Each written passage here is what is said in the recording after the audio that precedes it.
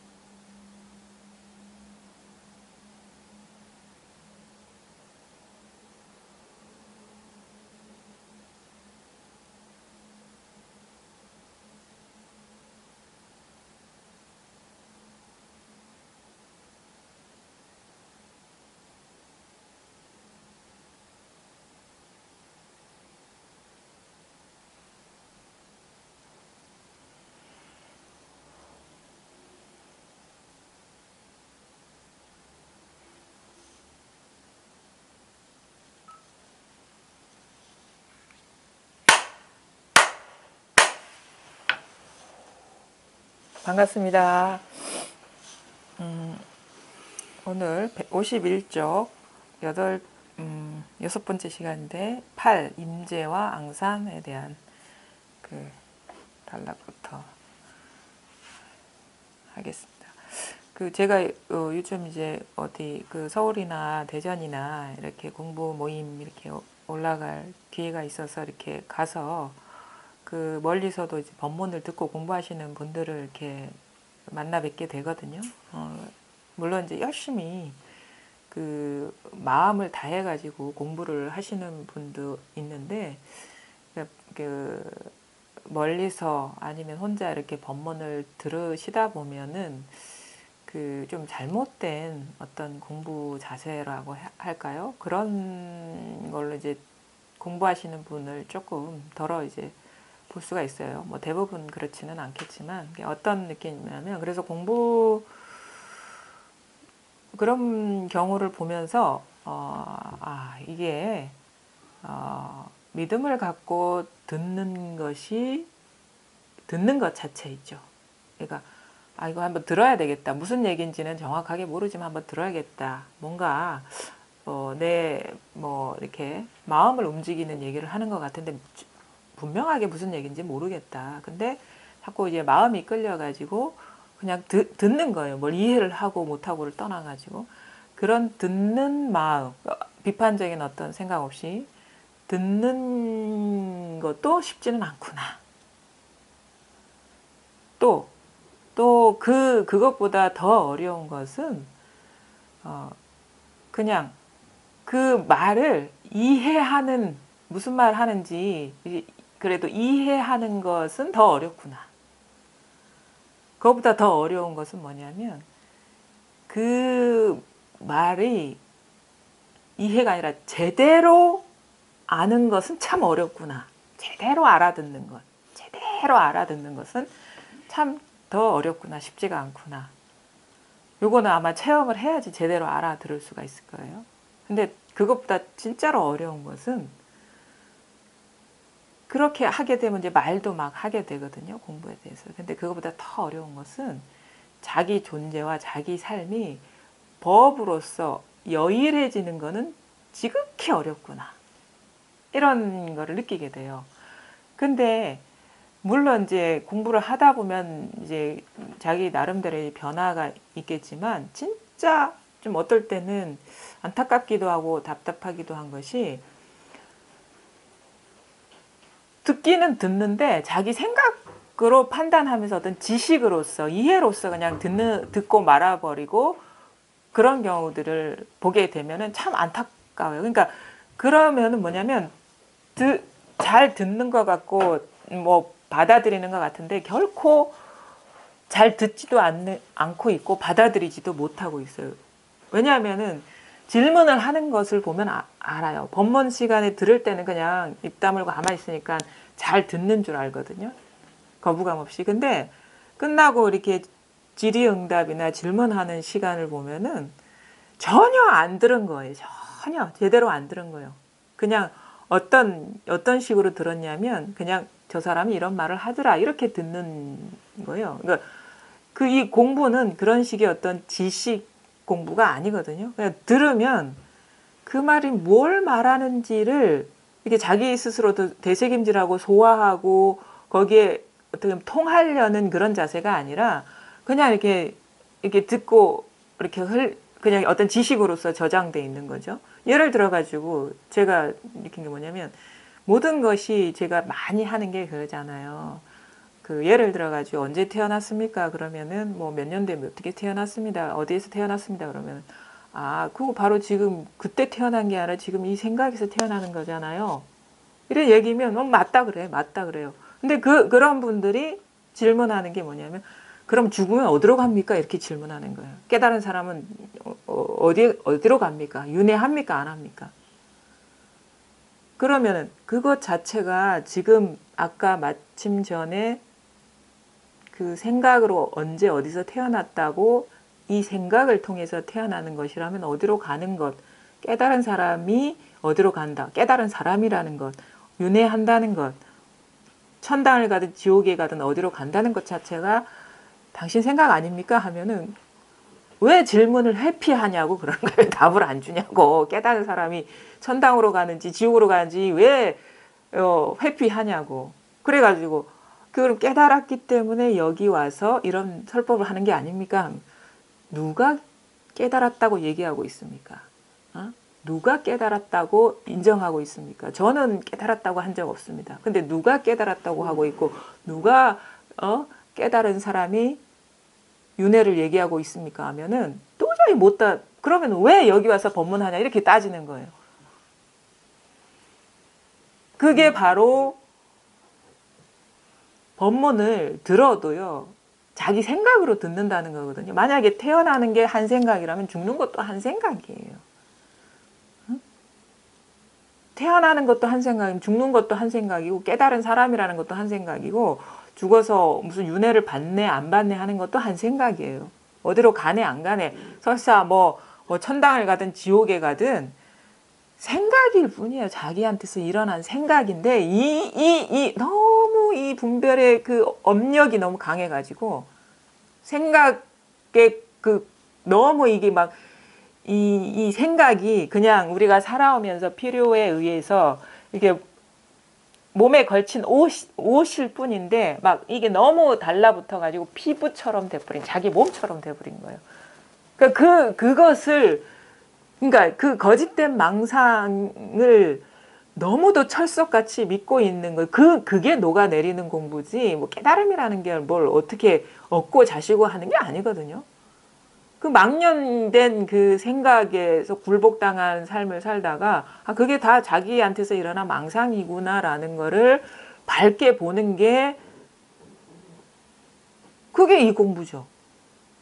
근데 그거는 자기는 간과하고 남이 공부가 궁금한 거야. 남이 어떻게 되는지 궁금한 거야. 그건 다 자기 생각일 뿐인데. 그것도 이게 솔직하게 질문을 해야 돼. 저 사람이 죽어서 어디 가는 게 나한테 뭐가 중요합니까? 내가 어떻게 될까봐 그게 중요한 거 아닙니까?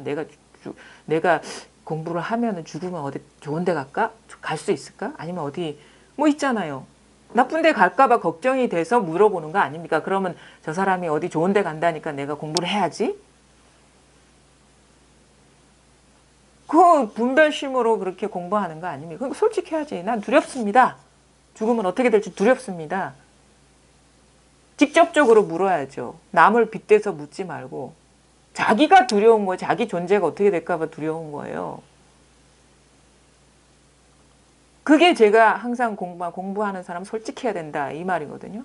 누구 왜 남을 빗대서 그것 자체가 망상 속에서 뭔가 도를 구하는 거거든요. 남이 어디 있습니까? 내 문제가 지금 시급한데 남이 진짜 뭐 전봇대로 일을 쓰시든 뭐하든 나하고 아무 상관없잖아요.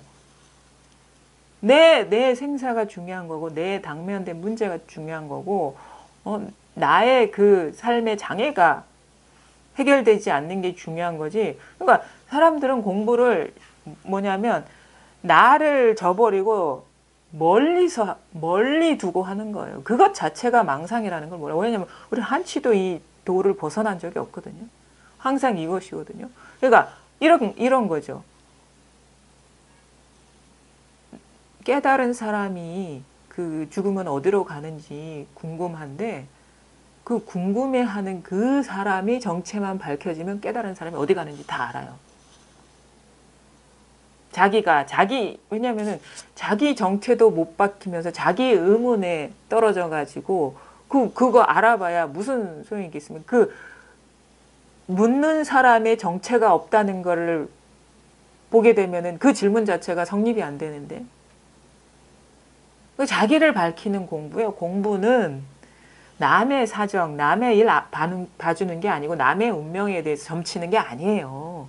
남이 운명을 아는 거는 그 어디 철학관이나 이런 데 가서 알아보시고 내가 누구냐 이거죠. 나의 정체가 뭐냐.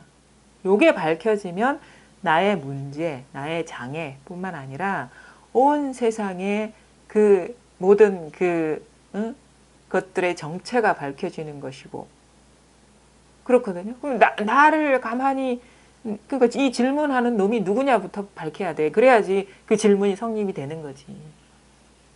나는 누구냐 말이야. 이 질문하는 놈이 뭐냐. 진정한 공부는 뭐냐면요. 절대 밖에서 구하는 게 아닙니다. 밖에서 뭔가 해답을 얻는 게 아니에요.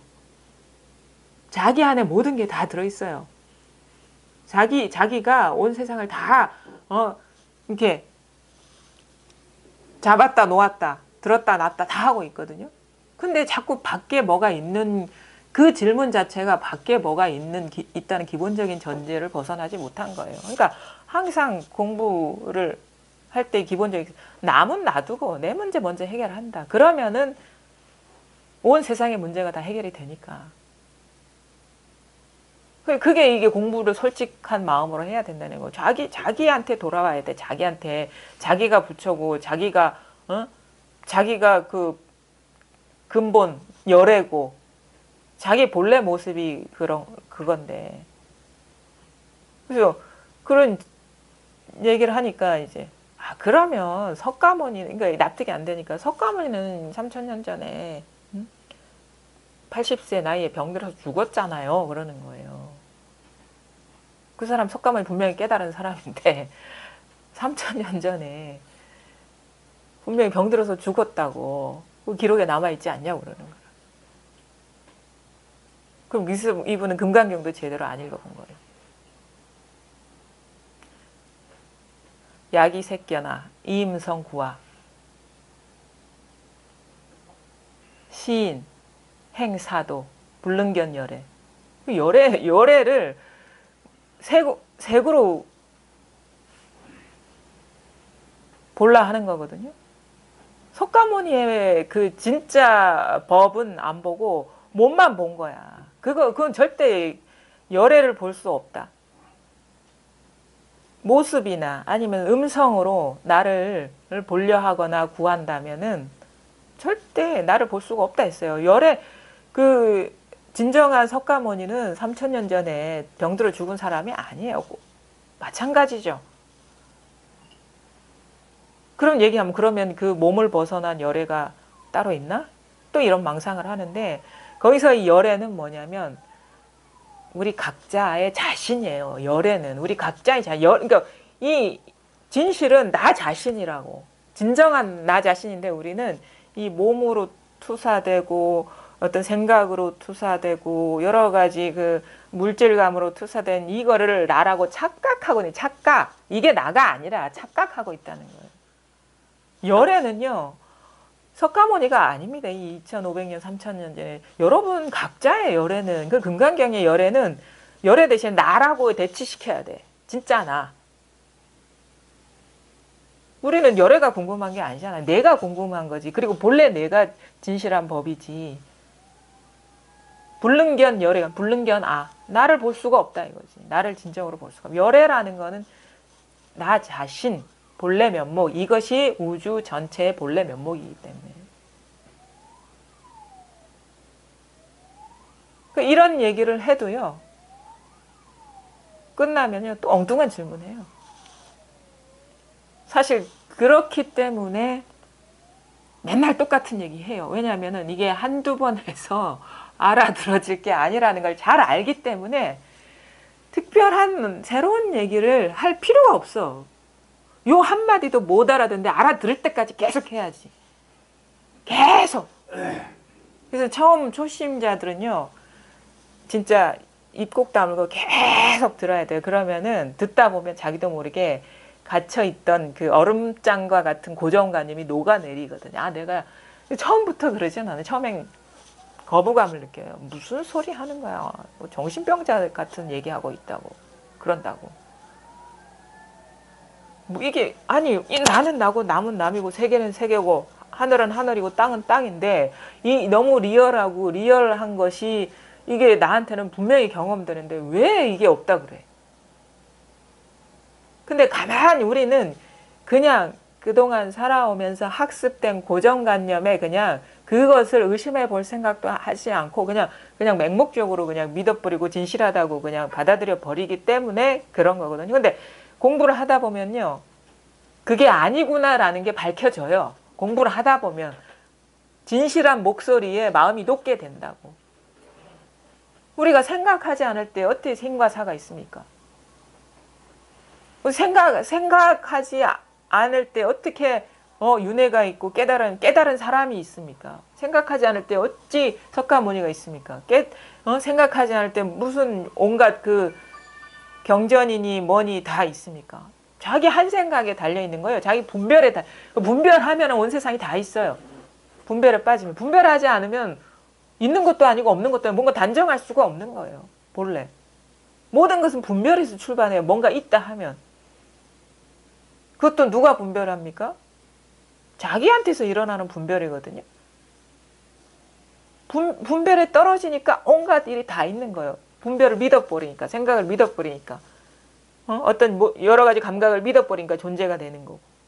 감정을 믿어버리니까 좋고 나쁜 것이 생기는 거고. 그냥 이거는 이 묘한 이 마음에서 일어나는 여러 가지 어떤 유희와 같은 거거든요. 아무런 가치 판단이 없어요. 그냥 생겨먹은 게 이런 거라. 이 마음이 생겨먹은 게 이런 거지, 그 생각하는 내가 있는 것도 아니고, 생각하는 느끼는 내가 있는 것도 아니고, 소리를 듣는 내가 있는 것도 아니고, 보고 듣고 아는 내가 있는 게 아니라고. 내가 있다라는 것이 바로 생각이라는 거예요. 그냥 일어나고 있어요. 그냥 이 생겨먹은 게 묘해가지고. 근데 마음에 속아버리면 여러 가지 것이 다 있는 것 같아. 나부터 시작해서 너, 세계, 뭐 모든 게 다 있어. 근데 그게 망상, 허망한 분별상이라는 걸 실체가 없잖아요. 생각에 무슨 실체가 있습니까? 그러면 아무것도 없죠. 없다는 것도 없지. 여기서는 있다 없다가 성립이 안 되죠. 있다 없다가 다 말이니까, 생각이니까. 말 이꼴 생각이잖아요. 여기에 뭐가 있습니까? 이 한 생각이 일어나는 여기에 뭐가 있습니까? 아무것도 없어요. 여기 아무것도 없다고. 순간순간 소리가 일어나고 사라지는 여기에 뭐가 있습니까? 순간순간 느낌이 일어났다 사라지는 여기에 뭐가 있습니까? 우리는 이 허망한 어떤 그 감정이나 이런 거 자꾸 추구하거든요. 허망한 이해, 생각을 추구하고, 어떤 사람은 어떤 이상을, 생각을 추구하고, 어떤 사람은 감정을 추구하고. 근데 만약에 그게 항상한 거라면 우리는 추구할 수가 없어요. 어떤 생각이 항상한 거라면. 어떤 나한테 일어나는 생각이 변함없는 거라면 추구할 수가 없어요. 생각 자체가 고정된 거라면, 왜냐하면 그것이 늘 그 생각이 항상하기 때문에 거기에 대해서 부족함도 못 느끼고 거기에 대해서 뭔가 왔다 갔다 하는 그런 변화가 없기 때문에 다 달라질 수도 없어. 생각, 감정도 마찬가지. 만약에 행복을 추구한다 그러면, 그게 진실한 거라면 늘 행복하거나 늘 불행해야 돼요. 안 그렇잖아요. 그러니까 그거를 추구한다는 그 마음의 발동에서 보면 우리는 다 알고 있어. 왜? 생각은 항상하지 않기 때문에 자꾸 집착하려고 그러는 거예요. 추구하려고. 감정도 항상하지 않기 때문에 자꾸 고요해지려고 그래요. 그 속성을 알기 때문에 자기도 모르게 그런 추구심이 발동하는 거예요. 항상하지 않다는 걸 알기 때문에 자꾸 집착하는 거예요. 항상 하면 집착할 필요도 없죠. 행복이 영원하다면 우리가 행복을 추구하겠습니까? 그 감정 자체는 속성상 생각도 마찬가지고 항상 변하는 거예요. 항상 변하는 거야. 변하는 거는 진실하지가 않아요. 실체가 없어요. 근데 왜 그거에 자꾸 사로잡혀가지고 뭔가 달라지기를 원하고 항상 하기를 원합니까? 허망한 그 자체가 무상한 거고 무상한 것 자체가 진실하지가 않은데 이런 얘기를 들어도요. 이게 너무 일반적인 수준에서의 얘기이기 때문에 자기 낱낱이 생각으로 돌아와서는 100% 다 걸려있어. 다. 우리의 그 경계는 그거예요. 오음 아니면 색성량 미촉법 색이거나 어떤 테두리가 있거나 색깔이거나 소리이거나 향기이거나 맛이거나 감촉이거나 법, 의식이거나 요거의 세계는 이거라고. 우리가 이게 너무 객관적으로 존재하는 것 같죠? 아닙니다. 이게 색이거나 아니면 감촉이거나 아니면 맛이거나 요거의 조합일 뿐이에요. 의식. 아 컵이구나. 이름 붙이는 의식. 그래서 이게 된 거예요. 모든 게 그래요. 모든 존재가 그렇다. 근데 색깔? 어떤 사물의 모양? 그 조건적인 겁니다. 왜? 사람마다 이 시력은 다 다르거든.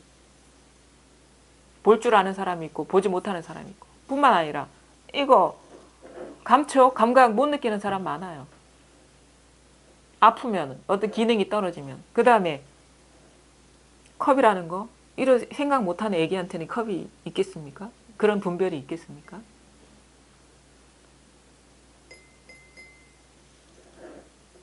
미각도 마찬가지죠. 미각을 잃어버리는 경우도 많잖아요. 뭐라고 할 만한 거 우리가 집착하고 분별하고 걸려 넘어지는 것 자체는 다 이런 식의 인연의 조합일 뿐이에요. 색성량 미촉법. 근데 그거를 우리는 자꾸 진실하다고 여기니까 이 사람이 죽으면 어디로 갑니까? 몸에 매여가지고 그런 질문이 나오는 거예요. 깨달음은 무엇입니까? 자기 법에, 생각에, 망상에 걸려가지고 법을 찾고 앉아있고 그 한 생각의 출처를 돌이켜보세요. 아무것도 없잖아요. 여기 뭐가 있습니까?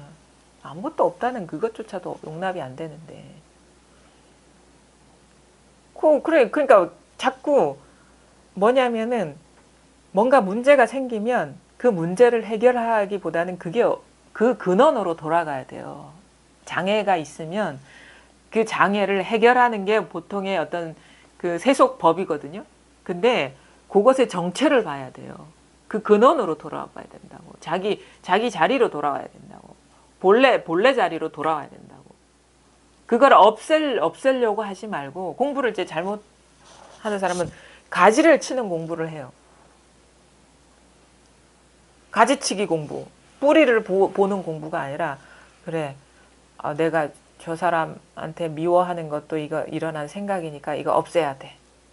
내가 저 물건을 갖고 싶은 것도 이게 일어난 마음이니까 없애야 돼. 그거는 조작하는 공부거든요.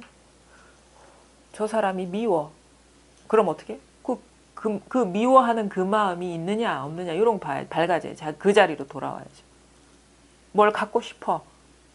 갖고 싶어 하는 이 마음에 갖고 싶어 하는 마음을 제거하는 게 아니라 그 근본이 본래 텅 비었다는 걸 그걸 밝게 봐야죠. 그러니까 할 일은 없어요. 뭔가를 조작하고 뭘 꿰매고 이어붙이고 할 게 없고 보는 거예요. 밝게 보는 거예요. 밝게. 근본을 밝게 보는 그게 공부예요. 그게 공부. 법에 밝아지는 거지 지혜가 열려야 되는 거지 뭘 자르고 꿰매고 잊고 하는 게 아니란 말이에요. 그럼 앉은 그냥 바로 그 자리에서 아무 할 일 없이 밝아지는 거지 뭘 마음 써가지고 이렇게 하는 게 아니란 말이에요. 공부가 근본에 밝아지는 거지. 괴로워하는 그 자리로 들어가고 뭔가 추구하는 그 자리로 들어가는 공부지 괴로워하는 거 없애고 추구하는 거 끊고 이런 게 아니란 말이에요. 금방 밝아지는 거예요. 곧바로 아무 일이 없어지는 거죠. 그게 진정한 게 공부하는 거예요. 그게 무슨 노력이 필요한 겁니까? 그냥 밝게 보면 되는 거예요. 뭘 어떻게 애써서 하는 게 아니잖아요. 생각으로, 의식으로 행하는 것도 아니고 몸으로 행하는 것도 아니잖아요. 밝게 보는 거예요. 그래서 이 불을 밝혀주는 거예요. 공부는 항상 법의 불을 밝혀주는 게 이 공부예요. 이 법의 불이 밝혀지면 우리가 어둠은 어떻게 사라집니까? 불만 밝히면 사라지죠. 어둠을 내쫓지는 않잖아요. 우리 방이 캄캄해. 어떻게 밝아? 불만 켜면 돼. 근데 불 켤 생각은 안 하고 자꾸 어둠을 내쫓으려고 하니까 그 내쫓으려는 그 마음이 어두운 거죠. 그게 어둠인 거지. 그러니까 만약 진흙 묻은 손으로 진흙을 닦아내려는 거랑 똑같은 거죠. 그게 공부를 잘못하는 거예요. 불을 켜면 된다. 법의 불을 켜면 된다. 근본에 밝아지면 된다. 이것뿐이라는 거 밝아지면 된다. 이뿐이다.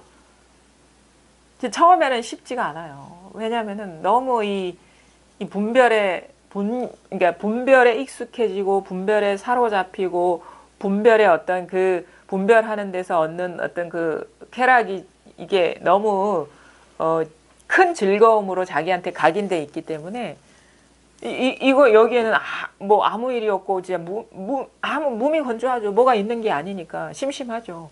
이게 너무 낯설고 잘못하면 이거 공부인가? 의심하게 돼. 이게 맞나?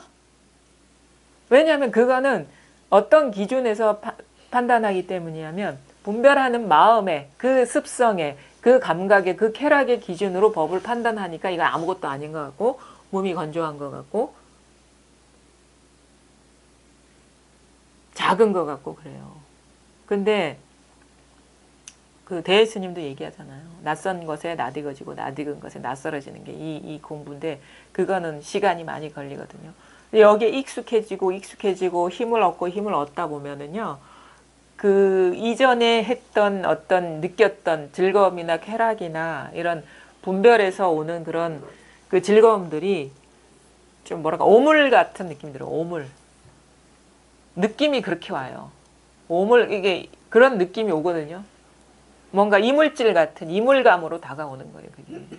익숙하지 않으니까 그 즐거움이 더 큰 것 같은데 나중에 보면은 그거를 왜 쥐고 있었나, 왜 그 즐거움을 탐했나 이해를 못하게 되지. 이전의 어떤 삶을 이해를 못하게 되는 거죠.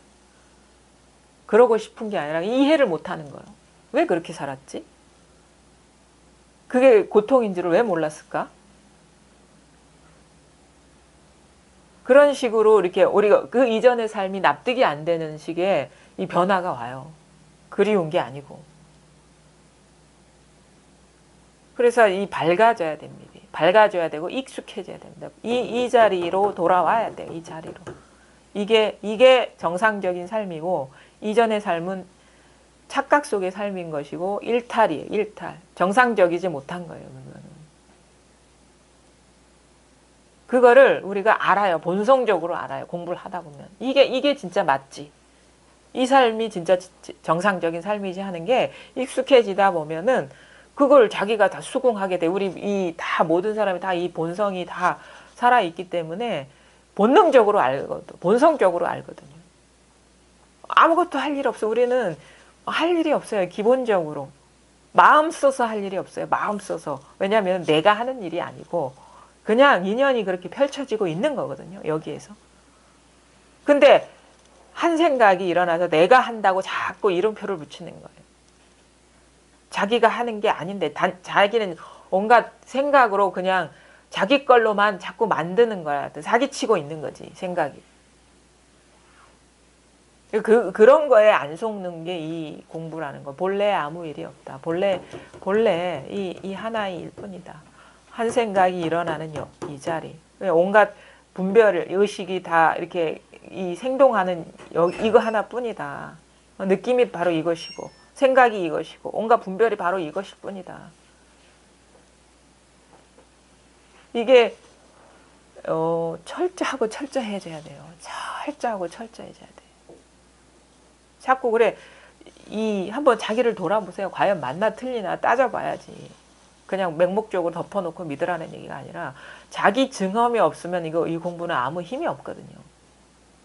자기 스스로가 맛보고, 그러니까 스스로가 돌아보고, 스스로가 깨어날 수 있고, 스스로 맛볼 수 있고, 스스로 스스로한테서 의심이 다 떨어져 나가는 거예요. 자기 몫인 거예요, 모든 게.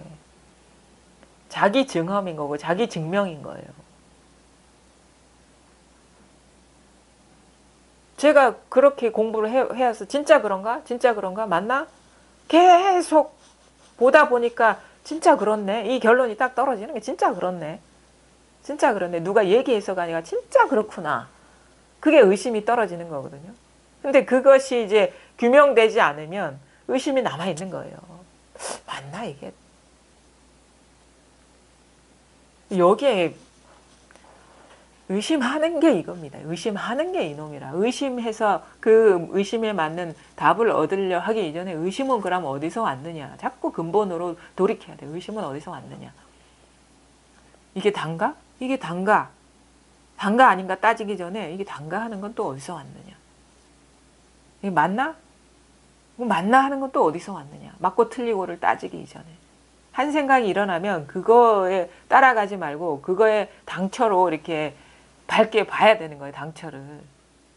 근본으로 돌아오면 그것이 허망한 생각이라는 것을 보게 되는데 자꾸 그거를 생각 따라 굴러가 버리면 아득해지거든요.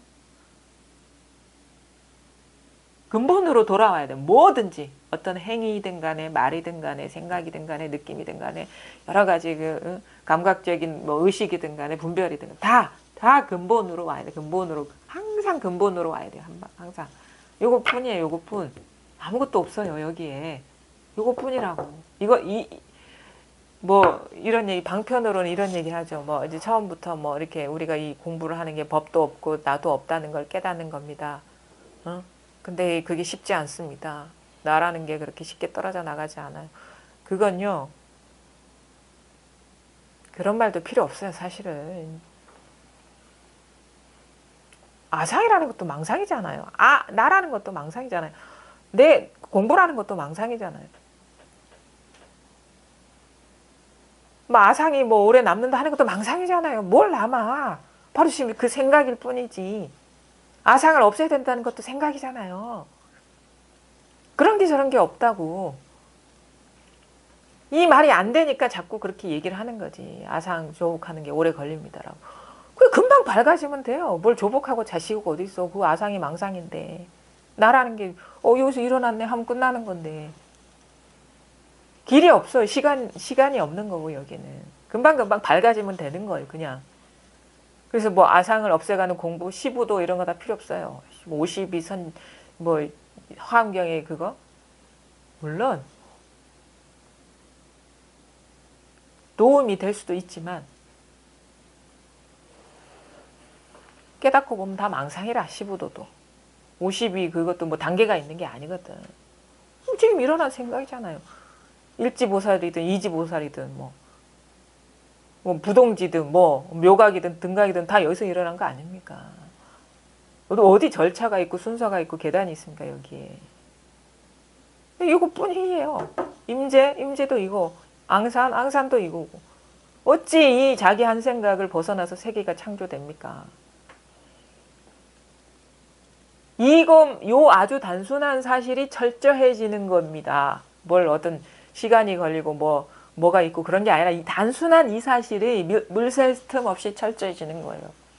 이뿐이에요. 알고 보면 나중에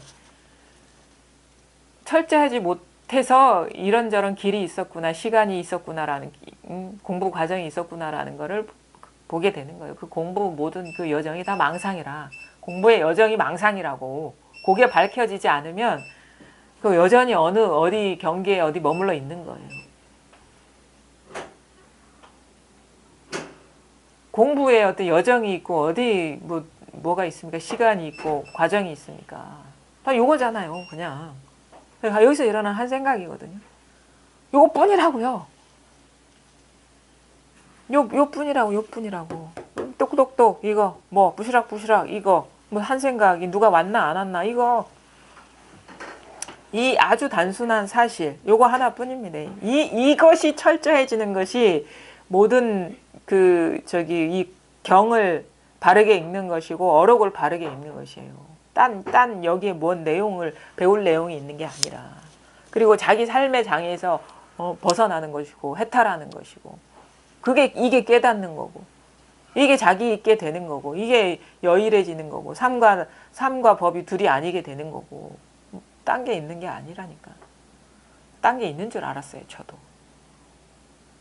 진짜 이 분별심이라는 게 그러니까 뭐가 있어서 그런 게 아니라 뭔가를 얻어서 달라지는 게 아니고 분별이 다하는 것.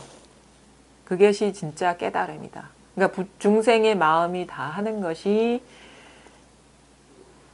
부처의 마음이지 부처의 마음을 얻는 게 이게 공부가 아니다라는 거예요. 이 중생심이 다하는 것, 이 중생의 병이 치유되는 것이 진정한 깨달음인 것이지 부처의 깨달음을 얻는 게 아니다라는 게 아주 중요합니다. 그러면은 어떻게 돼? 따로 갈 데는 없어요. 망상에 어둡지 않는 그것만 있는 거지. 망상이 본래 공이라는 것을 깨달으면 되는 것이지 따로 갈 어떤 공부가 있는 게 아니라는 거예요. 이게 철두철미해져야 돼요. 바로 당장 여기서 끝나는 거예요. 그냥 공부가. 그리고 우리 간 적도 없어요. 알고 보면 여기서 다 온갖 망상을 하고 있었어요. 이게 뭐 어디 벗어날 수가 없어요. 이거는. 떠날 수가 없어요. 떠난 적이 없을 뿐이지. 요게 그래서 본래 깨어 있더라. 이 말이 공감이 돼야 되고 와 닿아야 됩니다. 한번 볼게요. 51쪽 임재와 앙산. 임재가 황벽에 편지를 전하러 위산으로 갔는데 앙산이 지객으로 있다가 편지를 받고서 곧 물었다. 이것은 황벽이 것인데 어느 것이 상자의 것입니까? 임재가 곧 손바닥으로 때리려 하자 앙산이 저지하며 말했다. 노형은 이 한 가지 일을 아시는군요. 그들은 곧 그만두고 함께 위산을 만나러 갔는데 위산이 곧장 물었다. 황벽 사형에게는 대중이 얼마나 있어? 임재가 말했다. 700명 있습니다. 위산이 물었다. 어떤 사람이 앞장서는가? 임재가 말했다. 방금 편지를 전달했습니다. 임재가 도리어 위산에게 물었다. 스님께서는 여기에 대중이 얼마나 있습니까? 위산이 말했다. 1500대중이네. 임재가 말했다. 대단히 많군요. 위산이 말했다. 황벽 사형도 적은 것이 아니네. 임재가 위산에게 작별 인사를 하자 앙산이 배웅하면서 말했다. 북쪽으로 가면 머물 곳이 있을 것입니다. 임재가 말했다. 어찌 그런 일이 있겠습니까? 가기만 하면 한 사람이 그대를 도울 것입니다. 이 사람은 시작만 하고 끝은 맺지 못할 것입니다. 임재가 진주에 이르니 보화가 그곳에 있었다. 임재가 주지한 뒤에 보화가 협력하여 임재를 도왔다. 임재의 교화가 바야흐로 왕성해지자 보화는 온몸을 벗어버렸다. 이제 또 임재하고 앙산은 어떻게 보면은 같은 세대예요. 같은 세대. 그 윗대가 황벽하고 위산. 이게 사형사제지간이고 이분들의 스승이 백장이거든요. 백장의 스승이 마조이고. 그러니까 말하자면은 임재와 앙산은 지금 한 사촌지간 정도 되는 거죠. 그러니까 황벽하고 위산이 형제지간인 거고. 그러니까 동시대 인물이에요. 근데 이때 황벽에 편지를, 그러니까 왕래가 있었겠죠. 사형사제지간이니까 황벽과 이산 사이에. 그래서 임재를 보낸 거예요, 위산한테. 위산으로 갔는데 앙산은 이제 위산의 제자니까 앙산이 뭘로 있었냐면 지객이라는 직책이 선원에서 손님 맞이를 담당하는 그런 역할을 한대요. 지객이라는. 손님, 손님 객 해가지고.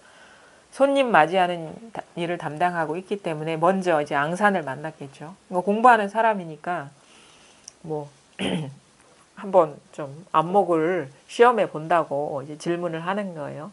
이 편지, 이것은 황벽이 것인데 어느 것이 상자의 것입니까? 어느 것이 당신 겁니까? 하니까 이제 임제가 곧 손바닥으로 딱 때리려 하니까 앙산이 저지를 했어요. 그래가지고 노형은 이 한 가지를 아시는군요.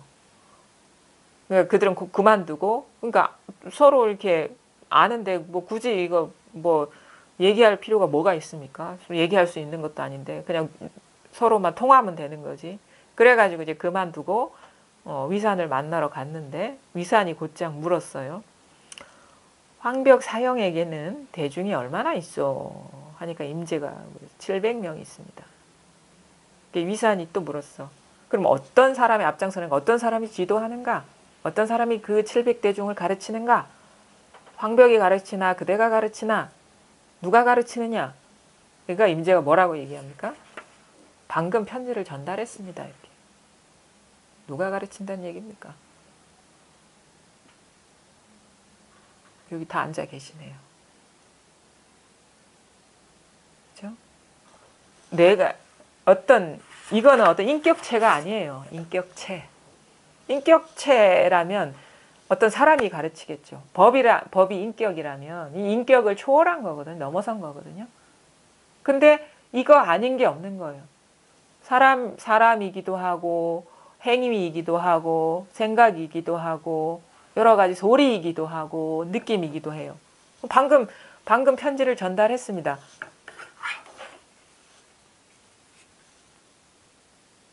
요게 가르친다는 거, 요게 가르친다는 거. 법을 곧바로 드러낸 거죠. 그러니까 임제가 가르치는 것도 아니고 황벽이 가르치는 것도 아니죠. 만약 그렇게 가르친다면 그건 경계, 눈에 보이는 경계는 황벽 아니면 임제는 이 사람도 안목이 있는 사람이니까 뭐 수자로서 가르칠 수가 있겠죠. 근데 그렇게 그거는 망상이고 방금 편지를 전달했습니다. 이게 가르친다 이게요. 사실 가르칠 뭐가 있는 것도 아니죠. 가르칠 700대중이 있는 것도 아니고 가르치는 법이 따로 있는 것도 아니죠. 700대중이 이것이고 전달하는 게 이것이고 황벽이 이것이고 임제가 이것이고 여러분 각자 자신이 이것이 모든 일을 다 한다 이거예요. 사실은 학생도 이것이고 선생도 이것이고 뭐 모든 것이 이것이라는 모든 것이 이것이라는 이 임제어록은 좀 이게 아주 심플해요. 막 설명이 필요 없거든요. 설명을 많이 안 해주고 때린다거나 소리 지른다거나 우리 간단한 어떤 행위는 아주 단순해요. 단순해. 이게 제가 보기엔 이 단순성이 임제어록의 그 어록의 제왕이라 하잖아요. 그러니까 모든 어떤 지적 성향의 사람들한테 공통으로 다 어떻게 보면 그 쉽게 다가설 수 있는 게 임제어록이기 때문에 그런 것 같아요. 막 이게 장황하게 설명 안 하거든요. 곧바로 가르치고 곧바로 아주 간단하게. 그럼 이거 뭐 아는 게 많은 사람이거나 아는 게 없는 사람이거나 아주 쉽게 받아들일 수 있는 거예요.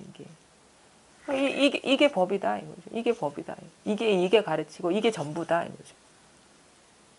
700대중 자체가 이것인 거고 공부 자체가 이것인 거고. 방금 편지를 전달했습니다. 이제 임제가 도리어 이제 위산에게 묻는 거예요. 그럼 스님께서는 여기에 대중이 얼마 있습니까? 이런 얘기를 하면은 이제는 이게 어떻게 보면 그 선문답 일상의 대화로 포장된 선문답이죠. 일상의 대화로. 사실 일상의 대화를 떠난 뭐 선문답이 선이 있는 건 아니거든요. 앞에 이 선문답이 이루어진 거 보니까 뒤에 얘기라고 뭐 다른 얘기 있습니까? 근데 뭐 아무도 없다 하든 1500대중이 있다 하든 사실적으로 얘기하든 뭐 이겁니다 하든 다른 건 없죠. 근데 그래 1500명 있다. 1500명 있는 게 이산 스님이 1500명 있다는 거기에 방점을 찍은 건 아니잖아요. 1500명 있다고 사실적인 현실적인 얘기를 하지만 그 1500명이 그 1500명만 얘기하는 건 아니죠. 여기서. 그러니까 임제가 대단히 많군요. 대단히 많네요. 우린 700명밖에 없는데 이런 뜻이겠습니까? 물론 그렇게도 표면적으로는 읽을 수가 있는데 부족함이 없군요. 부족함이 없군요. 이때는 이 부족함이 없다는 거는 10,000명이라 하든 아니면 500명이라 하든 50명이라 하든 똑같이 부족함이 없는 겁니다. 대단히 많군요. 그러니까 위산이 황벽 사용도 적은 건 아니네. 그 말이거든요. 분명히 700명과 1500명은 다르죠. 우리가 분별해서 보면. 근데 그거 적은 게 아니다. 똑같다 이거예요. 늘 부족함이 없다 이거예요. 뭐가 일어나든 부족함이 없다 이거예요. 위산이 말했다. 황벽 사용도 적은 것은 아니네. 임제가 위산에게 작별 인사를 하자 앙산이 배웅하면서 말했다. 북쪽으로 가면 머물 곳이 있을 것입니다. 임제가 말했다. 어찌 그런 일이 있겠습니까? 가기만 하면 한 사람이 그대를 도울 것입니다. 이 사람은 시작만 하고 끝은 맺지 못할 것입니다. 이게 앙산이 좀 예지력이 좀 있었나 봐요. 앞부분에도 좀 그렇게 뭐 풍을 만나고 막 이렇게 풍열연소 후대의 어떤 자손들에 대한 이언 같은 게 좀 있거든요. 실제 그런 능력이 있었는지 없었는지는 모르겠는데 임제 오록에서는 그렇게 좀 묘사가 돼요. 이게 누구를 얘기하냐면 보화, 진주 보화 스님을 이제 얘기를 하거든요. 이제 이 위산은 아마 그 양자강 이남에 있는 지역일 거예요. 근데 이제 임재 스님이 주로 이렇게 법을 편 데가 하북성이면 베이징 그 북쪽이거든요. 그러니까 아주 추운 지역이죠. 그러니까 아마 그 선사들 중에 가장 북쪽에서 교화를 펴지 않았나 싶어요. 그 좀 알려진 선사 중에. 그래서 북쪽에는 변방이죠. 변방이기 때문에 군사 지역들이 많고 군인들이 많이 주거해 있기 때문에 아마 이 임재 스님의 법문이나 이런 것들이 더 심플하고 좀 뭔가 행동으로 보여주고 이런 간단한 것들이 그 교화하던 지역의 어떤 어떤 그 환경의 영향을 받지 않았나 이렇게도 좀 생각을 해볼 수가 있는 거예요. 그러니까 이제 임재 스님은 어찌 그런 일이 있겠습니까? 가기만 하면 한 사람이 그대를 도울 것입니다. 이 사람은 시작하면만 하고 끝을 맺지 못할 것입니다. 이런 얘기를 들으면 뭔가 도를 통한 사람은 뭔가 예지력이 있어야 되고 그런 고정관념을 갖는 사람이 많아요. 치유 능력이 있어야 되고 앞날을 내다볼 수 있어야 돼. 자기 운명을 통제할 수 있어야 되고 이런 그 불교 신자 중에 이 고정관념을 갖고 있는 사람이 많거든요. 그래서 그것이 깨달음의 어떤 덕목인 것 마냥 이렇게 진짜 생각 외로 많아요. 그래서 근데 이제 제대로 법에 이렇게 통했으면은 그런 생각을 할 수 있을까 저는 의심스러워요. 우린 부처의 경계도 돌아보지 않는다거든요. 그 어떤 경전에 보면 뭐 아촉불국도 돌아보지 않는다. 뭐 이런 얘기해요. 불국토도 돌아보지 않는다. 부처의 경계도 돌아보지 않는다 하는데 어찌 그 경계가 깨달음의 조건이 될 수가 있죠? 난 그거는 참 이해가 안 가. 어떤 경계가 어찌 그림자가 어찌 진실을 가늠하는 기준이 되죠? 이런 거는 있을 수도 있고 없을 수도 있어요. 개발하면 돼. 경계이기 때문에. 인과법이기 때문에 노력하면 돼요. 노력하면 얻을 수 있어요. 그럼 뭐냐? 우리 앞날 내다보는 직업을 갖고 계신 분들 많잖아요. 그럼 그 사람들은 다 깨달은 사람입니까? 특별한 어떤 신통이나 능력을 갖고 있는 사람 많잖아요. 그걸 직업으로 갖고 사람들한테 이렇게 얘기해 주는 사람들. 그 사람들은 깨달았습니까? 그걸 한번 이렇게 돌이켜보질 못해요. 어떤 경계가 깨달음의 증거가 될 수가 없어요. 어떤 경계, 그게 부처의 경계라도. 그건 경계일 뿐이거든요. 이 경계를 떠나고 분별을 떠난 건데 어떤 분별이 법을 증명해 줄 수 없다고, 증거가 될 수가 없다고. 그러니까 깨달으면은 이런 능력이 있어야 돼 한다는 게 성립이 안 된다는 거예요. 있을 수도 있고 없을 수도 있겠죠. 그거 아무 상관없어요. 단지 우리가 지금 차 마시고 밥 먹는 거랑 아무 차이가 없는 경계일 뿐이라는 거죠. 사람의 마음을 읽든 앞날을 내다보든. 제가 알기로는요. 이렇게 수행이나 이렇게 하면은 그런 능력도 타심통도 열리고 그러는데 그런 사람들이 행복하냐? 절대 안 그래요. 내 마음도 통제가 안 되는데 남의 마음 알면 얼마나 시끄럽겠습니까? 얼마나 괴롭겠어요. 내 마음도 시끄러운데 남이 시끄러운 마음 아는 것이 얼마나 힘들겠어요. 그것 때문에 괴로워하는 사람도 많아요. 그리고 막 사람 만나는 것도 가려야 되고 막 자꾸 느껴지니까. 그렇게 해서 사람을 구원해야 된다고 생각해. 우리 예수도 뭐 이렇게 뭐 무슨 환자들 치유하고 그러고는 진짜 법의 눈으로 보면요. 마음의 병을 치유하는 거예요. 그거는. 분별망상심을.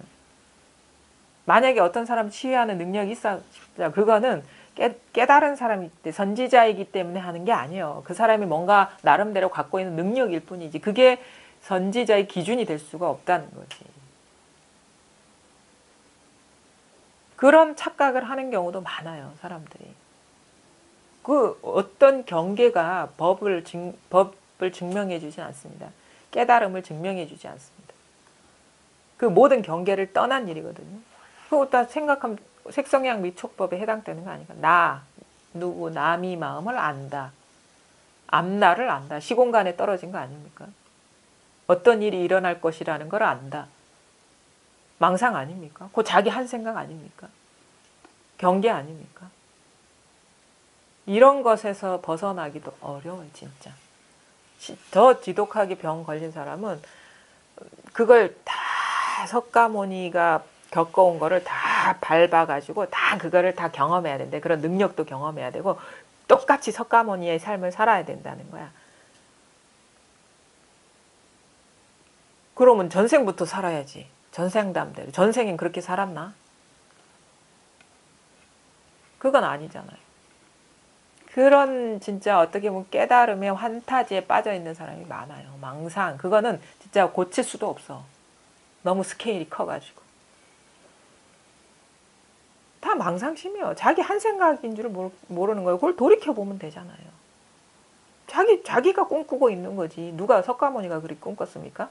자기 분별인 거지, 그게. 임재가 진주에 이르니 보화가 그곳에 있었다. 임재가 주지한 뒤에 보화가 협력하여 임재를 도왔다. 임재의 교화가 바야흐로 왕성해지자 보화는 온몸을 벗어버렸다. 아마 초기에 그 임재 스님이 이렇게 진주 현에 이렇게 정착할 때 보화 스님도 이분도 이렇게 그 선맥이 있는 분이거든요. 마조의 3세에 해당되는데 마조 그다음에 반산보적이거든요. 반산보적의 제자.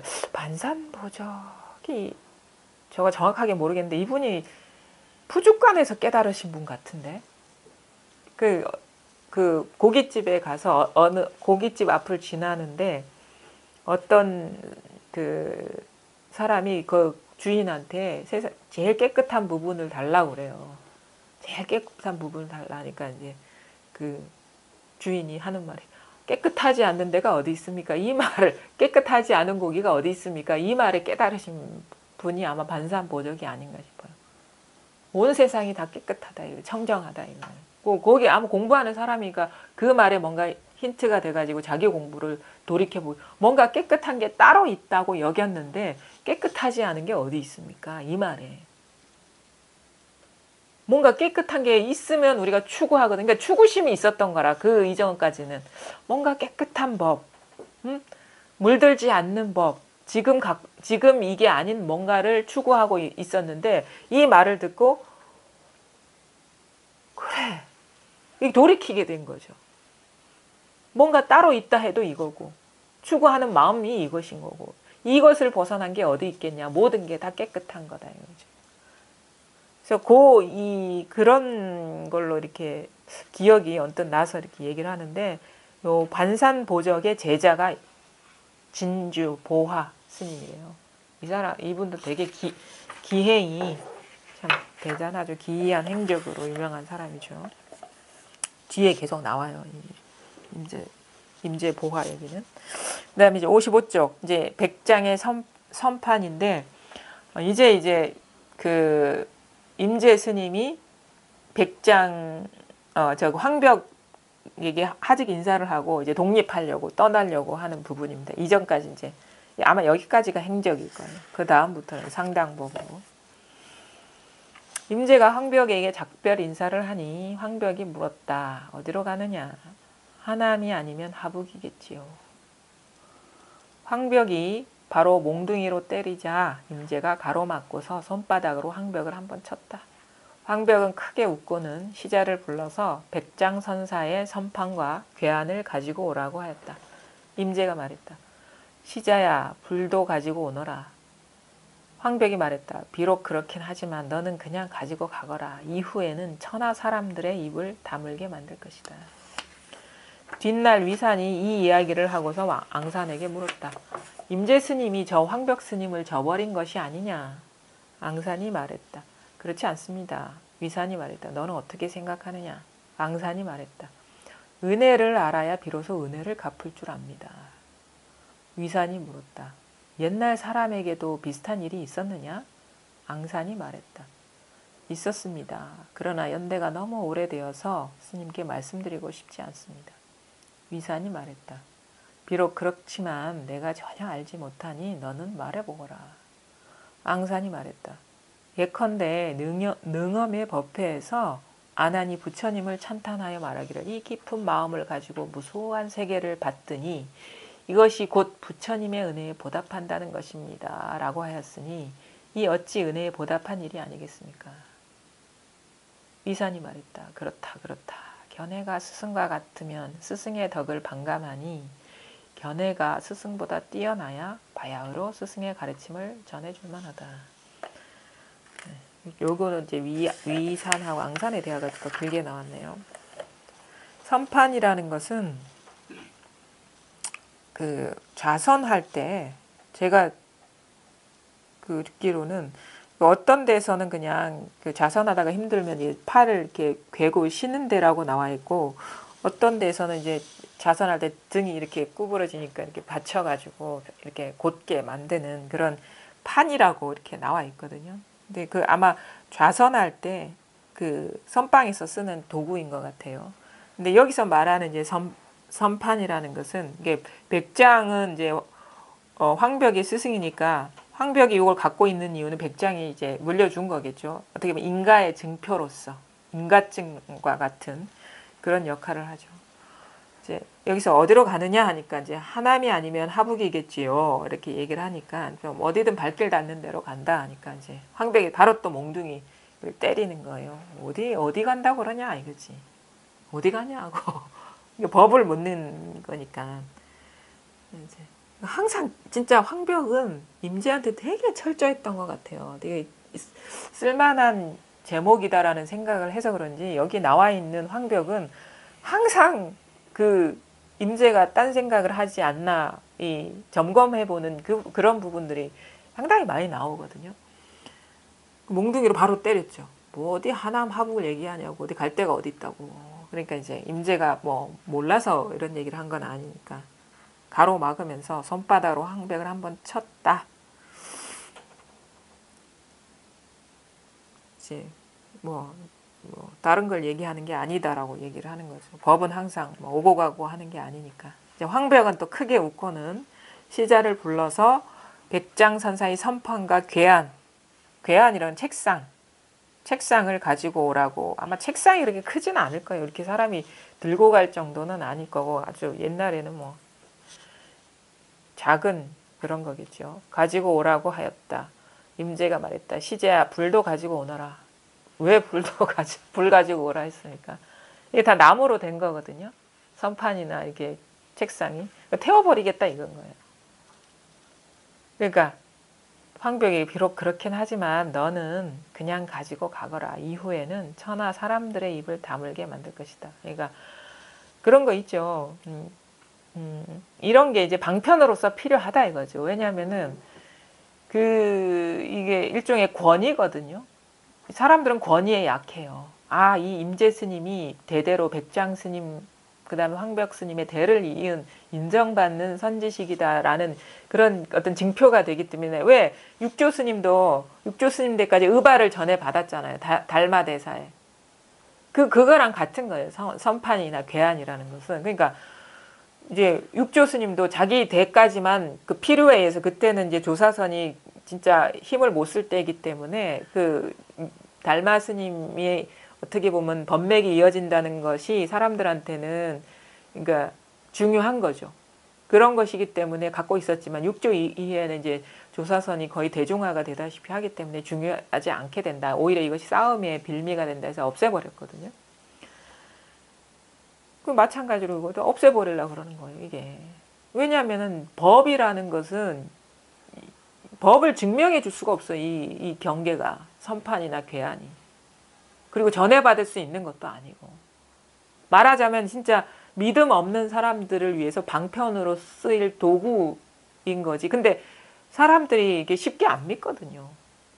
어느 행적도 뭐 또 출신도 알 수 없는 사람이 법을 말한다 하면은 쉽게 안 믿거든요. 그러니까 그런 것이 이렇게 방편이 돼서 사람들이 이렇게 사람들 공부길로 이끌 수 있는 그런 수단이 될 수 있으니까, 그러니까 입을 다물게 할 것이다라는 거예요. 의심을 하지 않을 것이다. 너희 공부에 대해서. 어? 말이 많지 않을 것이다 이거죠. 그러니까 이제 들고 가라 하죠. 그래서 이것이 뭐냐? 이 부분은 이제 공식적으로 황벽의 법이 임재에게 전해졌다는 것을 이렇게 어떻게 보면은 후손들이 임재종의 후손들이 아마 만든 것일 수도 있거나 알 수가 없지 이거는. 그 권위를 세워주는 거예요. 임재 스님의 권위를. 뒷날 위산이 이 이야기를 하고서 앙산에게 물었다. 위산 스님이 저 황벽 스님을 저버린 것이 아니냐? 그러니까 위산은 이제 항상 보면은 황벽의 입장에서 이렇게 토를 많이 해요. 코멘트를. 그러니까 왜냐하면은 그 황벽이 제자를 사랑하는 마음에 선판과 괴한을 넘어졌는데 불 싸질러 버리려고 하는 게 그 은혜를 저버린 게 아니냐. 그 앙산이 그렇지 않습니다. 여기 보면 위산과 앙산의 대화는 항상 보면은 그게 어려운데 제자가 스승보다 더 안목이 뛰어나게 묘사가 돼 있어요. 나는 이 전등록에도 보면요, 항상 보면요, 그가 뭐랄까 위산과 앙산의 관계는 황벽과 임재의 관계하고 또 달라요. 주는 느낌이 위산은 할머니 같은 느낌이 들어. 이 제자를 막 이렇게 보듬어 안는 수용하는 자기가 오히려 허물이 많고. 제자를 막 띄우려는 그런 어떤 자비심이 막 느껴지거든요.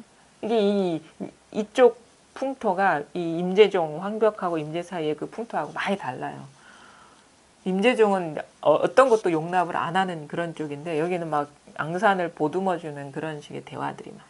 긍정해주는. 임재종은 단독으로 임재종인데 위산, 앙산 합체가 위양종. 그거는 앙산이 만든 거예요. 앙산이 자기 스승 위산의 위자하고 앙산의. 이거 자기가 이렇게 앙산이 그 소석가라고 불릴 정도로 다방면에서 좀 뛰어났나 봐요. 안목도 그렇고 경이나 이런 게 되게 좀 박식하고 예지력까지 있었으니 얼마나 왜냐하면 위산 밑엔 1,500명이 있어서 황벽 밑엔 700명이 있었는데, 그러니까 오히려 가장 먼저 발흥한 게 오가칠종 중에 위양종이에요. 위양종 제일 먼저. 근데 이제 후손들이 없죠.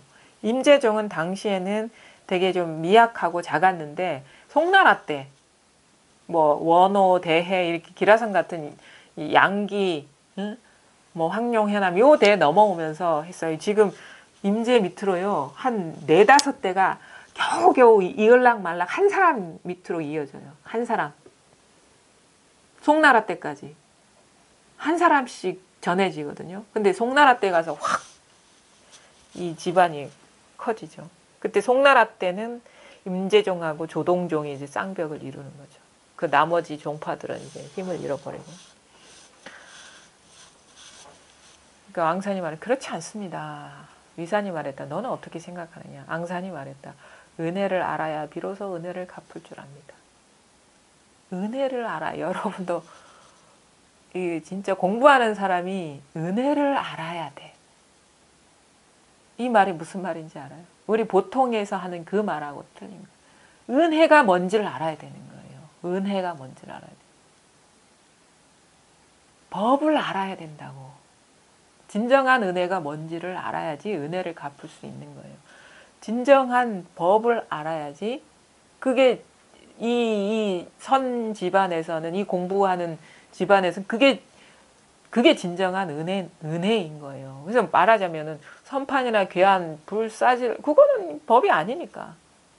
그러니까 오히려 은혜를 갚은 거야. 왜냐하면은 그런 것에 그것조차도 용납하지 않는 그 어떻게 보면 그 분명함, 그 힘, 그게 바로 황벽의 은혜를 갚은 거죠. 황벽이 베풀어 주신 은혜를.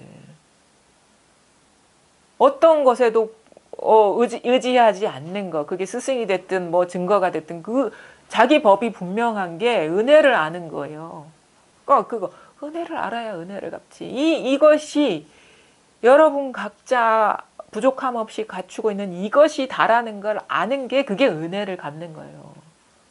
이것뿐이라는 걸 분명 의심 없이 아는 게 누가 흔들어도 흔들리지 않는 어떤 경계가 와도 흔들리지 않는 그 힘을 얻는 게 그게 은혜를 갚는 거지.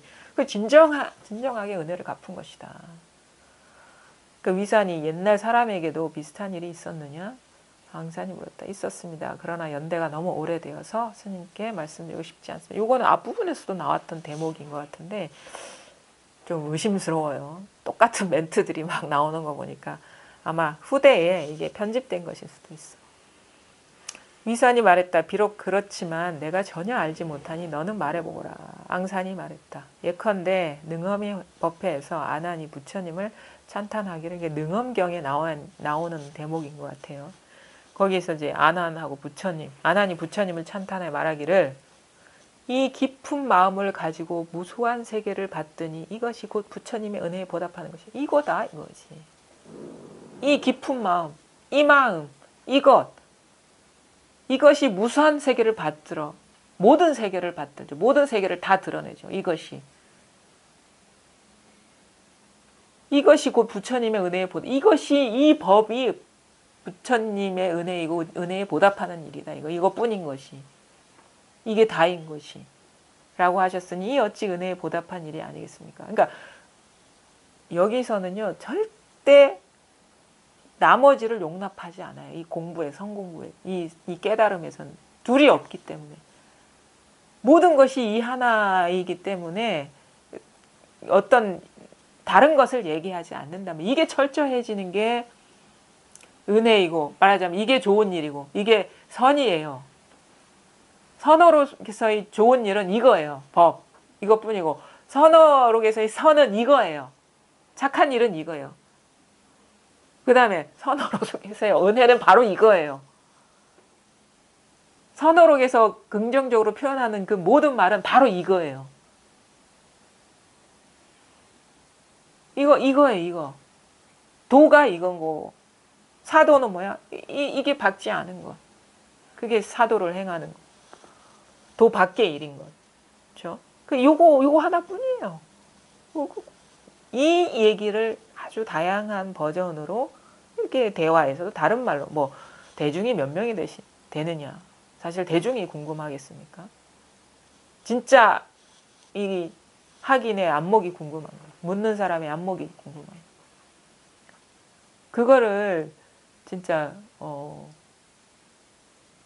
저도 이렇게 그 경험상으로 이렇게 공부할 때 우리는 그런 거 있잖아요. 이 공부는 공부고 또 재미있는 일이 있잖아요. 사적인 어떤 세속적인 그런 거에 관심사들이 있는데 저희 돌아가신 노거사님이 우리 그 선생님의 스승님이 그때가 한 80대셨거든요. 80대시면 맨날 그래요. 그러니까 좀 그때는 좀 겁이 났지. 왜냐면은 딱 오면은 보살 이거 뭐요? 요렇게밖에 안 해. 맨날 법을 물어 맨날 다른 얘기 안 하죠. 맨날 보살 이게 뭐요? 그러 항상 그런 식인 거예요. 그래서 그때는 진짜 완전히 뭐랄까 속된 말로 하면 진짜 법에 세뇌되셨나 하는 정도인 거예요. 관심사가 그거밖에 없으니까. 대화를 해도 그것밖에 없고. 홍상교사님. 네, 훈성가사님. 항상 관심사가 요거밖에 없는 거예요. 다른 게 있는 게 아니라 그런 어떤 사사로운 얘기를 하시는 거를 거의 못 봤거든요. 그리고 불시에 집에도 전화 와요. 그때는 그래도 조금 좀 저희 집에도 한번 와서 식사로 하신 적이 있는데 전화번호 어떻게 아셨는가 이렇게 전화하면 다짜고짜 물어보시는 거예요. 그러니까 그때는 저는 진짜 완전 초심자고 공부에 대한 그런 분명함도 없었고 더 다른 즐거움도 있었기 때문에 너무 심한 거 아니야? 그럼 무슨 재미로 사시나? 그런 생각이 들었었죠. 그 생각이 나는데 그때 80대셨는데 아마 90대 초반에 이렇게 돌아가셨는데 항상 그 노거사님을 생각하면 그런 어떤 사사로운 게 생각이 안 나는 거예요. 그냥 몸으로 보여주신 거야. 말로 보여주신 거고. 그럼 우리가 가끔 이제 그 선원에도 오시고 그러면요. 이렇게 보살 손 좀 내밀어 보소. 예, 이렇게 일이 되면 뭐요? 이렇게 갑자기 이런 식인 거예요. 뭘 점심을 먹었나, 뭐 애들은 어떠 이런 거 물어보는 적 한 장 없고 그냥 물어보면 관심이면은 그 거사님 이거 뭔지 압니까? 이렇게 이런 식으로 항상 그 얘기를 하신 거예요. 항상. 지금 기억이 그런 기억만 있는 거예요. 항상 그러니까 어떤 사람이 보이는 게 아니라 그냥 이 오로지 그 법으로서 진짜 둘이 아닌 것 같은 그런 느낌으로 이미지가 남아 있는 거예요. 어딜 가든 그 항상 법을 얘기하고 법을 이제 물어보시는 그 기억만 남아 있지.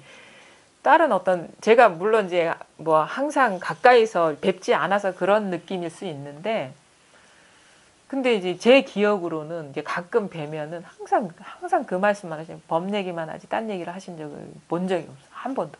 그리고 재미없어 해요. 딴 얘기하면 이 법 얘기하는 것만 재미있어 하시고. 그때 느낌으로는 자 어찌 사람이 저럴 수 있을까 할 정도로 그렇게 항상 그 모습만 보여왔는데. 그러니까 얼마나 좀 공부가 철저하면 그게 그 말하는 게 즐거운 거고 그런 공부 모임하는 그 공부하려는 사람들을 만나는 게 반가운 거고 안목이 밝아지는 게 제일 큰 기쁨인 거고 되게 어린애 같이 좋아하시고 그랬어요. 막. 그런 기억이 나거든요. 그러니까 얼마나 공부가 이렇게 철저하고 익숙하고 딴 거는 즐겁지가 않아. 오히려 이것만이 즐거운 거라. 그런 삶을 이제 몸소 이제 보여주셨죠. 참 그런 거 진짜 정신 차리고 공부를 하다 보면 될 것 같긴 해요. 왜냐하면은 공부를 하다 보면은 다른 즐거움들은 좀 의미가 없어지는 것 같아요. 그냥 그러니까 공부 모임 하는 게 즐겁고 하면 할수록 이제 뭐랄까 처음에는 솔직히 이 공부 모임을 시작한 게 내 공부 이렇게 그러니까 두려운 일이었어요. 두려운 일. 왜냐하면 한 시험 때 오르는 거거든요. 우리 선생님도 막 그런 말씀하셨던 게 이 법상에 오르는 일이 이렇게 쉬운 일이 아니다라고 얘기하신 그런 기억이 있는데 이게 두려워요. 두려워. 왜냐하면은 모든 사람들이 볼 거 아닙니까? 이 공부를. 자기 살림살이가 다 드러나는 일이니까. 그래서 그때는 진짜 어떻게 보면 단두대에 올라가는 공부하는 심정이지. 공부하는 심정. 내 공부를 채찍질하는 심정으로 이렇게 공부를 이렇게 했어요. 그래서 처음에는 이제 우리는 이제 이 동영상도 올리지 않았고 이제 처음에는 아예 녹음도 하지 않았거든요. 하다가 이제 멀리서 공부하는 사람이 음성 듣고 싶다니까 음성 녹음을 해서 이게 보내주고 하다가 이제 어떻게 인연이 돼서 이렇게 어느 분이 이제 카메라도 이렇게 기증해 주시고 그래가지고 왜냐하면 음성보다는 동영상으로 또 보는 게 더 사실적인 것 같은 느낌이 든다고 이렇게 하셔가지고 했는데 그럴 때마다 고민가 시작할 때 두려워. 모임 자체를 여는 것 자체가 두려운 거예요. 처음에 시작은 또 그렇게도 안 했어요. 우리 노반끼리 그냥 우리 공부하자고, 그러니까 누굴 가르치는 게 아니라 그때 처음 시작한 게 깨어나면서 깨달음까지 그게 책이 좋아가지고 그리고 세 명이서 시작을 했거든요. 우리 보살님들끼리. 근데 거기에 어떤 분이 오셨었는데 초심자예요. 같이 하기가 어려워서 이제 둘이만 하는 어떤 시간을 이렇게 가졌죠. 그러니까 이제 한 분씩 두 분씩 오는 거예요, 거기에. 근데 한 분씩 두 분씩 오니까 좀 겁나더라고. 근데도 그때 심정은 이거는 그냥 어차피 이거 내 공부인 거니까 다 내가 계획해서 가는 게 아니라 인연에 맡기는 거다. 이게 공부다라는 걸 알기 때문에 그냥 막 맡기다 보면 이제 녹음도 해야 되는 상황이면 또 두려운 거야. 이게 모임에 앉아 있는 사람만 듣고 끝나면 다 잊어버리잖아. 잊어버릴 확률이 높잖아요. 근데 이 녹음된 음성으로 남아 있으면 이게 계속 돌 거 아닙니까? 그게 이제 어떻게 보면 공부의 힘이 약하니까 그런 생각을 했던 거죠. 그러다 이제 막 화면까지 오고 화면 올리려면 유튜브에 싹 올려야 되거든. 싹 올려야 되거든. 그런 게 이제 내 공부를 다지는 어떤 시도들이죠.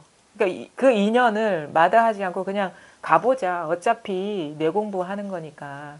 그런 마음으로 하다 보니까 지금은 뭐랄까 뭘 공부를 누가 본다 안 본다의 그런 차원이 아니라 그냥 즐거운 거예요. 이게 그냥 이 모임 하는 것 자체가 그냥 막 예전에는 하고 나면 제대로 얘기했나 말았나 하는데 요즘은 속이 시원한 어떤 그런 식으로 오히려 정화가 되는 듯한 그런 식의 전환들이 오거든요. 그래서 그 어떤 인연이 다가오면 자꾸 거기에 맡기고 어떻게 보면 법을 믿는 그 마음으로 그냥 다 자기 어떤 계획이나 이런 내려놓고 가다 보면 그게 공부였다는 것을 깨닫게 되더라고요.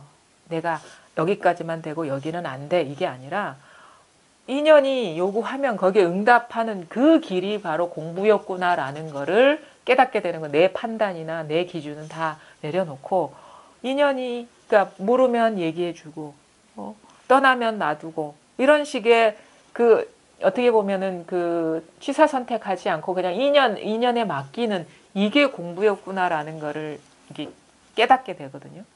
따로 무슨 책을 본다거나 이게 공부가 아니라 삶에서 주어지는 인연에 취사 선택하지 않고 판단하지 않고 그냥 맡기는 거예요. 내 기준을 갖고 있지 않고 내 기준은 내려놓고 인연의 부름에 응답하고 응하는 것이 진짜 공부였구나라는 걸 깨닫게 되는 거예요. 근데 우리는 그렇지 않잖아요. 이렇게 하면은 아니야. 이렇게 해야 돼. 자꾸 조작을 하거든요. 이게 맞아. 이게 틀려. 이렇게 판단을 다 내려놓는 거예요. 그 신신명에도 그래 나오잖아요. 지도문안 유염간택. 간택하지 마라. 그냥 인연에 다 맡겨라. 내 기준을 앞세우지 말고 인연의 부름에 응하다 보면은 그게 공부였다. 그래서 저는 항상 물론 아는 것도 별로 없지만 진짜 공부는 어떤 이런 어록이나 경전이나 법문 듣는 데보다는 내 삶이 바로 진짜 공부의 현장인 것 같고 거기에 저항하지 않고 모든 나의 어떤 바람이나 욕망 다 내려놓고 부름에 응답하는 그게 진짜 공부였다는 걸 항상 느끼거든요. 그래서 여러분 삶이 교과서다. 나 자신이 교과서다. 항상 그 속에서 공부해야지 그게 진짜 힘을 얻게 되는 거지 뭘 많이 보고 알아서 그 힘을 얻는 게 아니다. 왜냐하면 평소에는 몰라요.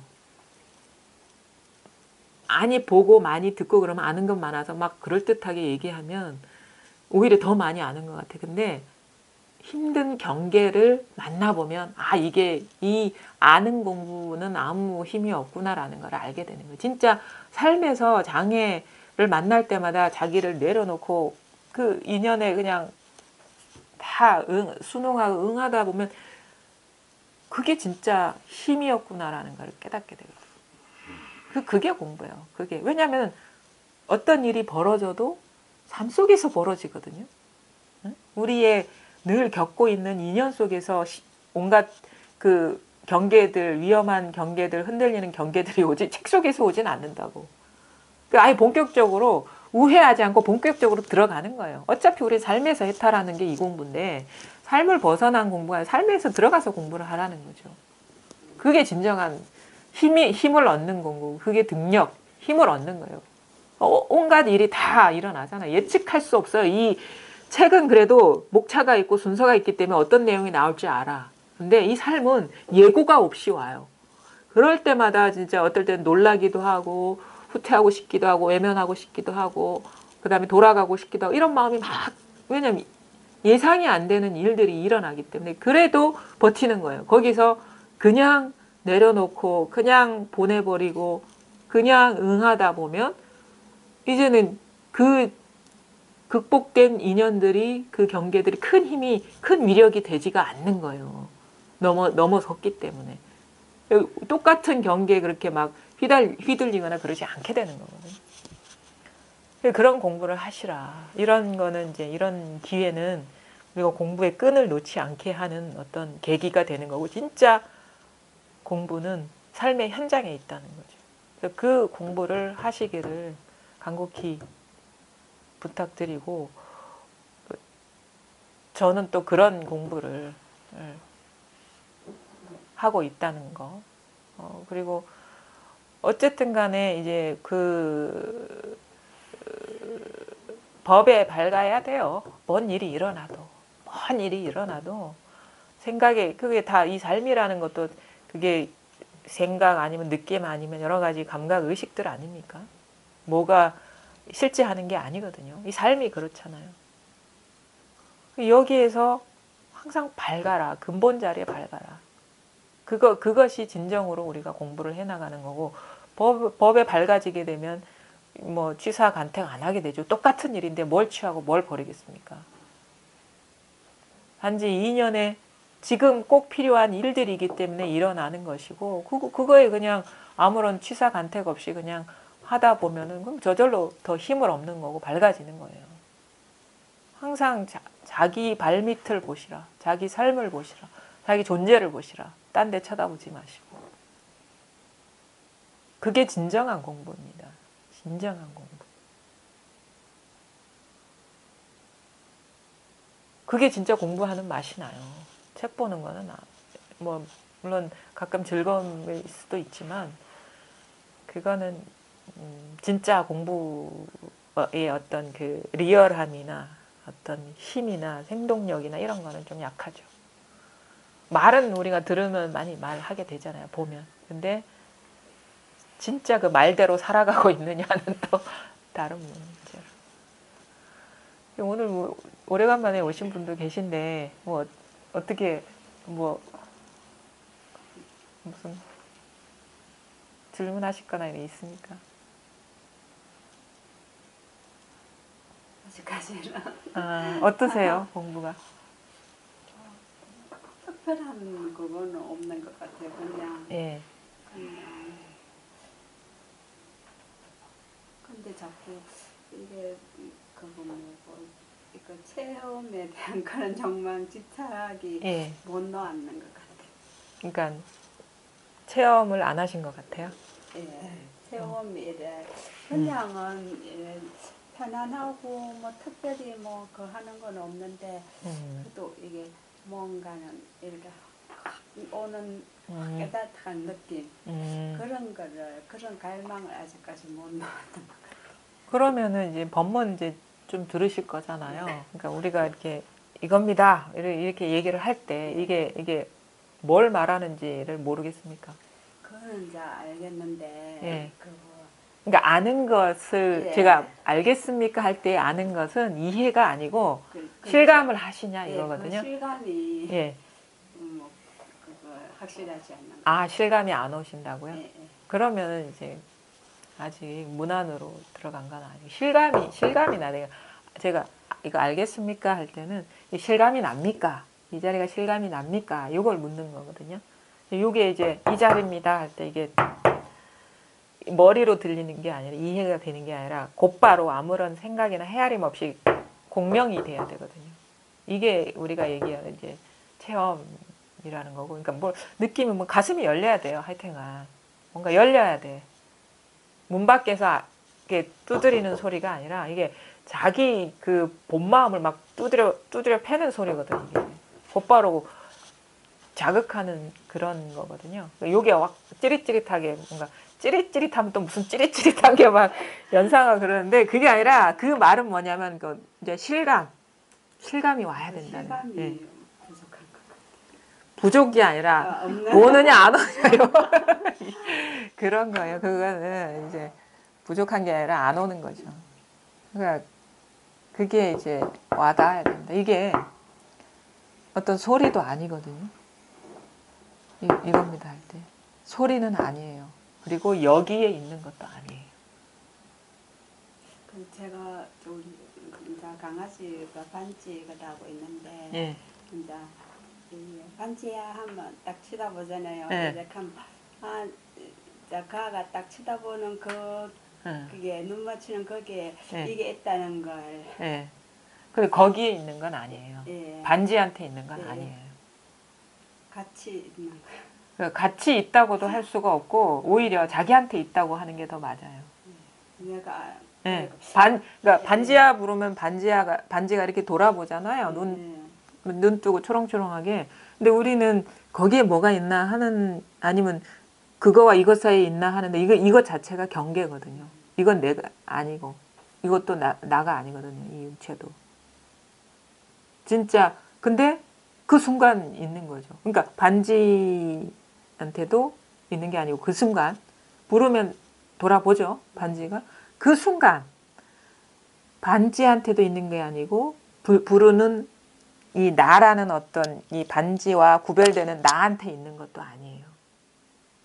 거기에는 둘밖에 없지만 눈으로 보기에는 근데 이게 있어요.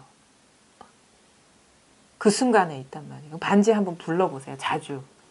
그러면 반응을 한단 말이에요. 그러면 반지한테 있는 것도 아니고 부르는 나한테 있는 것도 아니지만 또 반지한테도 있고 나한테도 이게 거리가 없이 있는 게 하나 있어요. 이게 이 자리에서 일어나고 있는 거거든요. 그게 바로 이것인 거. 이렇게 하면은 여기서 들리는 것 같은 느낌이 듭니까? 여기? 이게 위치가 있는 게 아니거든요. 여기에 있는 게 아니거든요. 그래가지고 이게 우리 신랑한테도 있고 내한테도 있고 우리 반지한테도 있고 반지가 자다가 쿡쿡 자다가 또 원래 꼬스락거리는 소리 예. 길을 쫑긋 하는 예. 거기에도 있고 내 벽에도 있어요. 예. 벽. 기둥에도 있어요. 그래서 전에 한번 책 읽으면서 이제 이게 생각이 이거는 내 생각이다. 네. 이건 단순한 내 생각이고 내 에고 노름이다 하는 그게 한번 예. 확실하게 탁 오더라고요. 예. 그러고부터는 막 모든 게 즐겁고 예. 감사하고 예. 기쁘고 막 이래가 한 몇 개월은 그렇게 갔어요. 예. 그래 가다가 이제 이제 공부를 만났는데 예. 그러고 처음에는 그래도 이게 뭔지 몰라가 이게 저는 그걸 제가 아프고 난 뒤에는 집 뒤에 이제 그 연못이 하나 있는데 그 연꽃이 굉장히 연꽃이 가득 펴요. 그래서 예. 항상 매일 그게 우리 이제 강아지랑 산책을 가고 의자에 한 시간씩만 계속 앉아가 바라보고 이러는데 그래 자꾸 선생님한테 고마주고 이야기도 하고 또 그 몽스네 선생님이 뭐 박근혜 어울리라면 이래서 이래가 이렇게 많은 연꽃이 피어 있는데 어떻게 이게 그게 다 하나지 이라는 생각이 자꾸 들었어요. 그 생각이고 예, 그거는. 예. 그러면 이것도 생각이니까 이것도 그거 대상이니까 아니고 그래가지고 또 나도 그러면 이게 색이니까 아니고 그럼 남은 게 뭐지? 이러다가 선생님 공부하러 와가지고 조금은 근데 아직까지 잘 예, 그게 이게 꾸준히 하는데 우리가 그런 것도 좀 장애가 되는 건 뭐냐면 어떤 모든 것이 분별돼서 드러나는 것, 특히나 자기한테서 드러나는 것이 경계다라는 말은 들어도 진짜 뭐가 경계인지 모르고 그거에 빠져 있기 때문에 이게 그거를 쥐고 있어서 못하는 거예요. 자기도 모르게 모르니까. 근데 공부를 하다 보면 그거를 예민하게 보게 되거든요. 그러면서 아 이것도 다 경계내 하면서 이렇게 놓여지면서 좀 느슨하게 분별심이 느슨해질 때 이렇게 우리가 뭐 구름 틈 사이로 태양이 떠오르듯이 빛이 드러나듯이 그런 식의 어떤 변화들이 좀 있거든요. 그러니까 어떻게 보면은 뭐가 분별인지 모르기 때문에 오히려 자기는 분별 안 한다고 안 따라간다고 하지만 이게 따라가기 때문에 안 드러나는 거예요. 이게 아주 미세하게 이게 갇혀 있는 고정관념들이 있어요. 자기도 모르는 그런 망상들이. 그거에서 그냥 알게 되면 그러니까 조금 약간 좀 예민해져야죠. 분별 망상을 볼 수 있는 어떤 눈들이 있어야죠. 그래가지고 이게 올 때마다 자꾸 질문하고 하는데 이게 가만히 있으면 이게 지금 이렇게 돼서는 이게 계속 이게 진공 상태로 빨리 들었다가 나왔다는 이런 느낌? 계속 많이. 근데 진공 상태라는 것도 벌써 이렇게 예. 이게 일어난 거죠. 그것도 상해, 그것도 놓아버리고요. 마음을 두지 마시라고. 이걸 놓을라 이걸 놓는다는 게 저절 일어나니까 제가 놓고 싶어서 놓지. 그러니까 일어나도 예. 무관심해지라는 거죠. 그게 자꾸 의미를 부여하니까 계속 일어나는 거거든요. 그것도 경계거든요. 그러니까 냅두라는 거죠.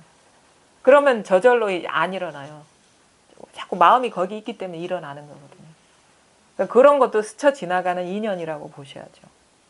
이거를 그러면 쥐고 있으면 계속 거기에 걸려 넘어집니다.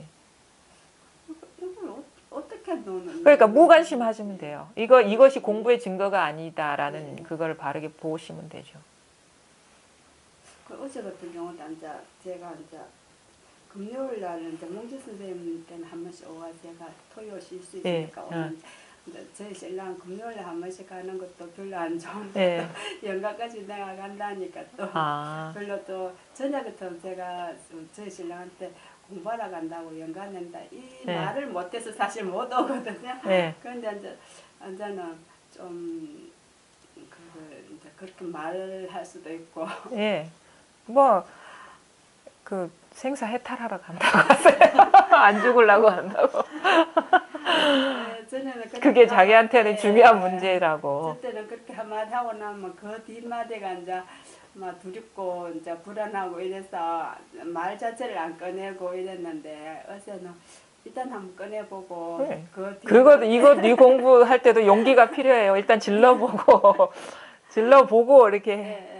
거기면 이제 내가 질렀으니까 이게 책임져야 되겠다 하는 게 있기 때문에 공부를 더 열심히 하게 되거든. 그래서 그렇게 하고 이제 가만히 앉아 불안이 오면 불안을 한번. 불안이 어디서 일어나고 있느냐. 두려움이 오면 두려움이 오면 그 속으로 들어가면 돼. 들어가 보시면 이렇게 마음을 앉아 신랑한테 말했거든요. 그렇게는 하고 나니까 그 처음에는 뭘 또 몸도 안 좋은데 또 직장까지 그것도 연간에 가느냐고 이러더라고. 그래도 하여튼 가고 싶으니까 간다고 이러고 했었는데 그대가 진짜 두려움이 오나 불안이 오나 한번 보자. 그러니까 뭐 힘이 없어요. 이렇게 직면하면 힘이 없어요. 그냥 스쳐 지나가는 인연이거든요. 어쨌든 간에 그런 어떤 열의도 중요하거든요. 그러니까 뭐 그러다 보면은 그 어떤 좀 안목도 날카로워지는 부분이 있고 자기도 모르게 집착하고 있었던 그런 부분들이 이제 떨어져 나가면서 이게 참 눈앞이 밝아지는 전환이 오니까 꾸준히 할 수밖에 없죠. 항상 꾸준히 하시라. 그게 중요하다. 다른 게 필요한 게 아니다. 딴 데 쳐다보지 말고 근원으로 항상 돌아가시. 자기 자신을 잘 밝게 보시라. 오늘 여기까지 하겠습니다.